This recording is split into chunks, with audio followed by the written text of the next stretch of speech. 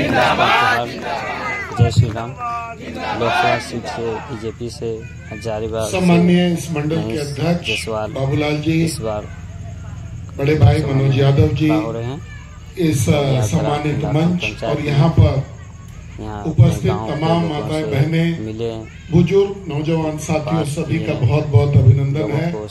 और इतने शाम तक भी आप जुटे हुए हैं, इस बात के लिए आपका आभार भी है। हम लोग आपके बीच में आए हैं 2024 लोकसभा चुनाव में मत के लिए रिक्वेस्ट करने के लिए। आप भारतीय जनता पार्टी के पक्ष में मतदान करें, इसके लिए आग्रह करने के लिए हम लोग आपके बीच में हैं। पिछले 10 साल में भारत का भाग्य बदला है। केवल भारत देश का ही नहीं, इस देश में रहने वाले युवाओं का सम्मान बढ़ा है, युवाओं के लिए सुविधाएं बढ़ी हैं। अगर आप देखें तो स्पोर्ट्स के फील्ड में पहले हम कहां हुआ करते थे, और अभी अन्य विदेशी देशों के तर्ज पर भारत अपने आप को प्रमोट कर रहा है और अपने यहाँ के खिलाड़ियों को पूरा प्रोत्साहन देने का प्रयास कर रहा है। लक्ष्य सीधा है कि हम ओलंपिक में और एशियन गेम्स में मेडल जीत सकें और विश्व के टैली में अपने आप को अग्रणी देशों के साथ मैच कर सके। भारत का गौरव हर क्षेत्र में बढ़ रहा है।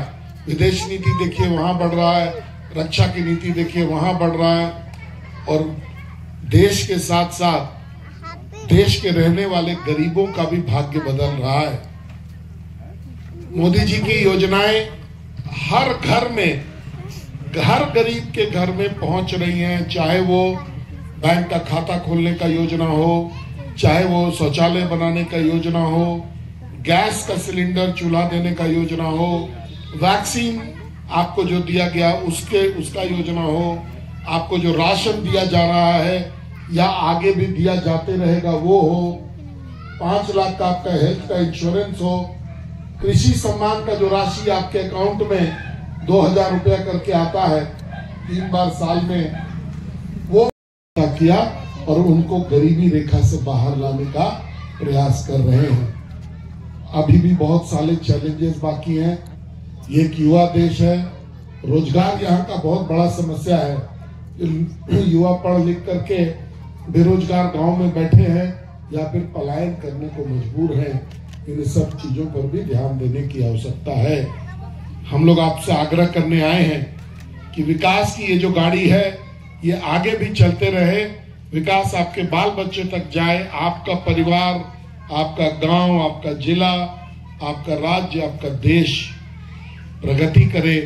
इसके लिए जरूरी है कि आप कमल फूल के निशान पर मोहर लगा करके भारतीय जनता पार्टी को विजयी बनाएं, मुझे अपना सांसद चुने और नरेंद्र मोदी जी को तीसरी बार प्रधानमंत्री बना करके अपने भविष्य के दरवाजों को सदैव के लिए खोले। पर मैं इतना ही आग्रह करने आपसे आया था। बहुत बहुत धन्यवाद।